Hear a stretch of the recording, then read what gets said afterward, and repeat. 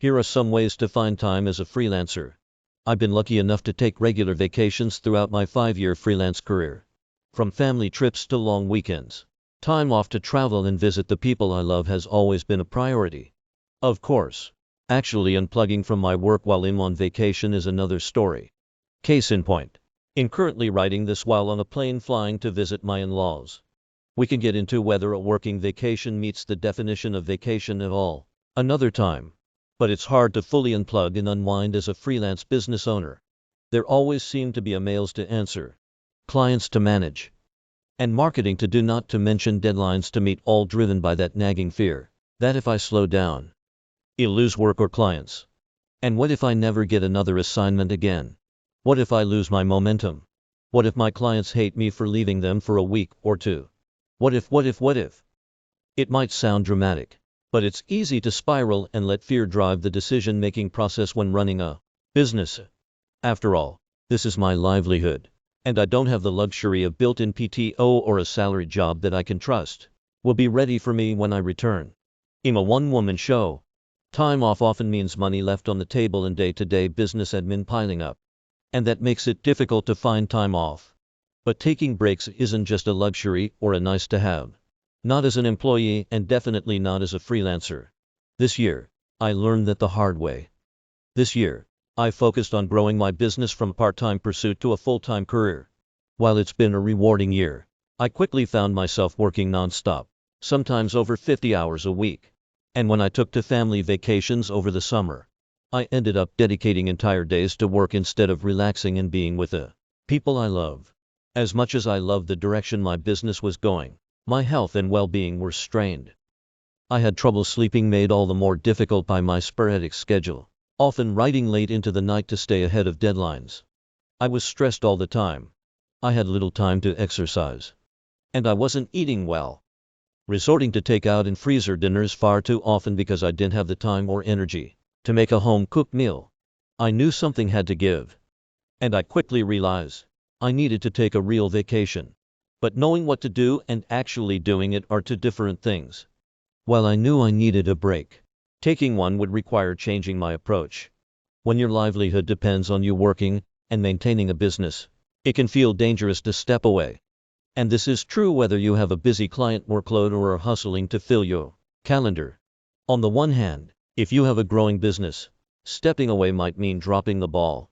On the other hand, if you don't have enough work, taking time off might feel like something you literally can't afford to do. But the truth is you can't afford not to take a break.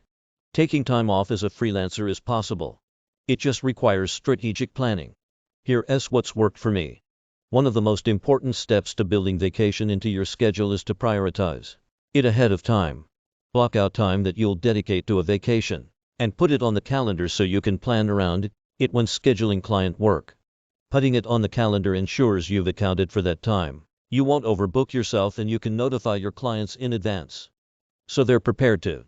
This is a good exercise for your annual business planning at the beginning of the year, especially if you know that you have a family trip or holiday coming up. But you can do it anytime. For longer time off that will impact regular client schedules, notify your clients at least a few weeks ahead of time, so you can work with them to plan around your vacation. Telling your client you're taking time off can feel uncomfortable at first. Having a simple script can help. Here's what I wrote to one client. For this trip, I'm taking 2 weeks off and notified my clients about a month before. Most clients are flexible and happy to work with you around your calendar, especially when you have plenty of notice. For instance, one of my monthly clients had a deadline right when I return, and I asked to bump the assignment a few days. Their response: easy peasy. For the rest of my clients, I made sure to tie up the month's projects before I left and said no to any assignments that landed during my time away. Which brings me to my next tip. Freelancers don't get PTO from an employer. Time off work is time not making money. But that doesn't mean you shouldn't take a vacation. It just means you need to budget for it and set rates and balance your workload accordingly. For me, that included raising my rates this year and taking on more assignments in the months leading up to my vacation. That way, by the time my trip rolled around, I could afford a lighter month of work and not feel guilty for turning down projects. Pro tip: set up a business account for your freelance income.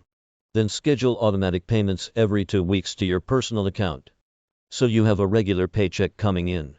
That way, you have your own PTO with a steady income. This can help you budget not only for vacations but also for your normal monthly expenses, without feeling as much pressure during freelance ebbs and flows. You don't want to burn yourself out. But if you have the bandwidth, front-loading your work can help you fit in all your projects early, so you can take time off without disrupting your income. This is easiest to do when following the first 2 steps of planning ahead and communicating with clients early. Letting my clients know ahead of time what my calendar and availability will be gives them the chance to plan which projects to send my way. While this does mean you might be doubling up on work for a week or 2, it also keeps your income relatively steady, which is especially important for freelancers with less flexibility in their budgets. Boundaries are a freelancer's best friend. While saying no isn't always easy, setting expectations up front is key to freelance survival. That's why I plan to fully unplug on this vacation. No checking my email, no following up on work, nothing. For a recovering perfectionist and anxious business owner, the prospect feels both liberating and scary. I hate the idea of not being in control. And how can I feel in control if I'm not checking a mail? But I also know it's something I need and deserve. To make this work without leaving clients or prospects hanging, I set an automated out-of-office notification on my email. Are you seeing a theme here? It's all about communication. Learn to say no to work opportunities scheduled on your vacation, and communicate with clients to set deadlines that work for you. Full disclaimer, I haven't had to do this yet, but especially for busy seasons where I don't want to say no to work, hiring a subcontractor to keep things rolling while I'm out is a good option. Subcontracting takes a little more planning, especially if you aren't currently working with anyone yet. If you know you want to subcontract work during your vacation, start the hiring process early, as it will take time to vet and onboard the right people for your business.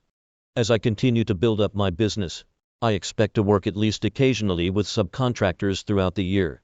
Building those relationships now before I'm swamped or on the eve of a vacation will set me up to more easily hand off assignments and be more flexible with my time. Taking a vacation is hard for freelancers because we're used to a feast or famine cycle, and saying no to work is scary. But shifting your mindset can make a world of difference. I find it helpful to remind myself of these things. My clients will be there when I return. I've found work before, so I can find more work when I get back. Vacation isn't a nice to have. It will make me better at my work. They're simple mantras, but they help ground me in reality and stop the worry cycle from spiraling into a full-blown panic. If you're a worrier like me, or just find the prospect of leaving your business on autopilot for a few days or weeks to be daunting, work on changing the narrative in your thought patterns. This will not only reduce stress but also help you make vacations and time off the priority they should be. Every situation is different, and not everyone can afford an extended vacation.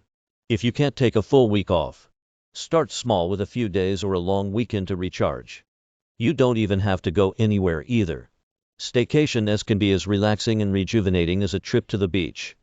Simply taking a step back to unwind will give your mind and body the time they need to recharge. Even just a day or 2 can help you return to work with fresh perspective, renewed energy, and motivation until your next vacation. Taking a vacation as a freelancer isn't always easy, but it's worth it. So start where you're. Whether that's a long weekend away, a one-day staycation, or a week in the sun, start planning now for your next break. Now, if you'll excuse me, I have a vacation to take. Article by Brittany Thompson, originally posted on Zapier. You can read the original article here.